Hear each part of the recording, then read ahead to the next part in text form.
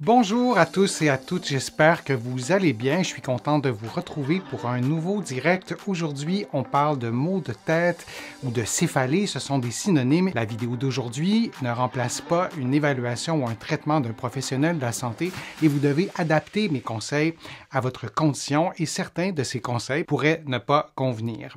Vous allez trouver beaucoup d'informations que je vais vous donner aujourd'hui et beaucoup d'exercices aussi dans mes livres, notamment 99 façons de soulager les douleurs au dos et au cou, et aussi le livre Va prendre l'air, tout sur le pouvoir exceptionnel de la respiration. Maintenant, une question qui m'est souvent posée, la céphalée de tension ou la migraine, quelles sont les différences? Et là aussi, il y a plusieurs formes de céphalée de tension, plusieurs formes de migraine, mais je vais vous donner des indicateurs pour vous aider à faire la différence. Et au fond, ce n'est pas si compliqué que ça de faire la différence. Alors, céphalée de tension, contrairement à la migraine, vous allez avoir, je vais vous présenter ces 4 éléments-là et vous allez pouvoir les utiliser pour distinguer la céphalée de tension, contrairement à la migraine. Et pourquoi on veut les différencier? Parce que ça ne se traite pas du tout de la même façon, même si la résultante peut être qu'on a mal à la tête. Mais c'est vraiment très différent. Alors, la première vignette, c'est le monsieur qui n'est pas bien, qui vomit ou qui a des nausées. Alors, la céphalée de tension, vous n'avez pas de nausées, vous n'avez pas de vomissement. Alors, c'est pour ça que j'ai mis un petit X rouge. Maintenant, la céphalée de tension, vous pouvez faire de l'activité physique sans voir une augmentation de vos symptômes. Vous n'allez pas nécessairement faire de l'activité physique pour vous soulager, mais lorsqu'on a une céphalée de tension, il arrive. Auprès de mes patients, on me dit souvent, ben moi, je vais marcher, je vais même faire de la course à pied et ça me fait du bien, ça soulage ma céphalée de tension. Si vous avez une migraine et que vous faites de l'activité physique, une activité même quotidienne, vous allez voir vos symptômes augmenter. Donc, c'est une différence qui est vraiment très, très importante. L'autre la petite image que je vous ai mise, je vais vous poser la question, est-ce que vous auriez compris sans explication à quoi ça fait référence, ce petit dessin qui est situé entre la chaussure de course et les flèches dans les deux directions? Et là aussi, si vous comprenez, si vous vous souvenez de cette petite icône-là et sa signification et le lien avec la céphalée et la migraine, vous allez avoir un troisième indice pour savoir distinguer la migraine de la céphalée de tension. Alors, ce troisième petit indice-là, ce sont des feux d'artifice. On peut le retenir comme ça parce que dans les feux d'artifice, il y a de la lumière et il y a du son. Et si vous avez une céphalée de tension, le son ou certains types de sons ou certains types de lumière n'affectera pas votre mal de tête. Si vous avez une migraine, il est possible, ce n'est pas automatique, mais il est possible que la lumière ou le son ou certains types de ces stimulations-là et d'autres aussi augmente vos symptômes, et non seulement augmente vos symptômes, mais j'ai des patients, et c'est peut-être votre cas, qui doivent être complètement dans le noir lorsqu'ils font une migraine parce que c'est intolérable, c'est absolument vraiment trop douloureux. Et le quatrième élément, donc je vous ai mis 2 flèches dans des directions opposées, c'est que la céphalite de tension, en général, c'est bilatéral. La douleur va être située des 2 côtés, tandis que la migraine, en général, c'est d'un seul côté.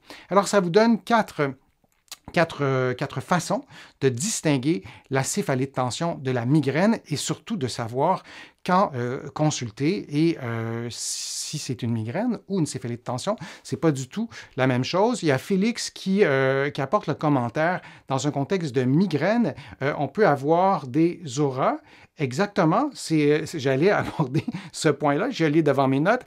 Effectivement, des auras, je vais vous en parler plus abondamment une autre fois parce que les céphalées de tension ne sont pas liées aux auras, mais juste pour donner une image très rapidement, c'est votre cerveau qui va surréagir à certains contextes et vous pouvez avoir des auras visuelles. Par exemple, vous ne verrez pas normalement. Vous pouvez avoir des auras auditives, donc le sens de l'ouïe, l'audition ne fonctionnera pas normalement. Vous pourriez aussi avoir des auras qui sont motrices, avoir de la difficulté à bouger. Donc, c'est une perturbation du système nerveux, mais vraiment, ça se passe à l'intérieur du cerveau, dans un contexte de migraine.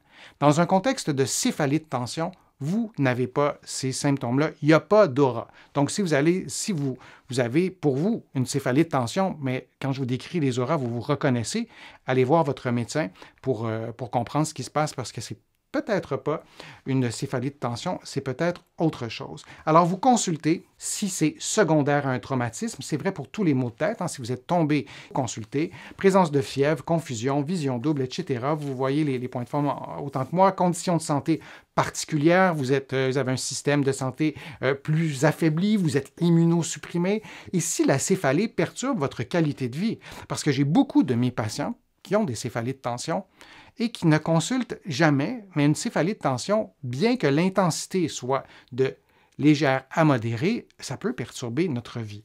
Et les migraines, pour ajouter un autre élément, les migraines, en général, l'intensité est de modérée à importante, à sévère. Donc, c'est un autre point de distinction, même bien que l'intensité soit en principe plus faible ou légèrement plus faible pour une céphalée de tension, si ça perturbe votre vie, vous consultez, c'est important. Alors, c'est les informations que je voulais vous montrer et ne minimisez pas l'efficacité de ce que vous pouvez faire pour prendre soin de vos maux de tête et parfois, on y arrive et lorsqu'il y a des indicateurs où vous devez consulter, je vous en ai présenté quelques-uns. Je vous encourage vraiment à consulter.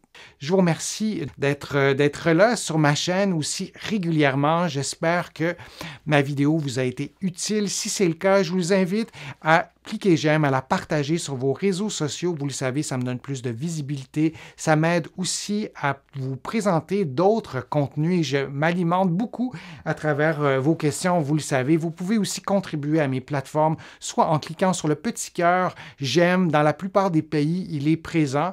Vous pouvez aussi faire une contribution sur mon site web, le www.denisfortier.ca et je vous remercie, ceux et celles qui ont fait des contributions et considéré ces remerciements comme vraiment très personnels. Et sans ces contributions, ça serait difficile pour moi de continuer à vous présenter autant de contenu. Vous allez pouvoir vous abonner à mon site web, c'est-à-dire à l'infolettre sur mon site web en le visitant, donc www.denisfortier.ca. Vous allez trouver aussi beaucoup d'informations dans mes livres, notamment mon livre 99 façons de soulager les douleurs au dos et au cou et mon livre Va prendre l'air, tout sur le pouvoir exceptionnel de la respiration. Alors, j'espère vous retrouver pour une prochaine vidéo, pour un prochain direct. Je vous souhaite une belle fin de journée si c'est le cas et on se revoit bientôt.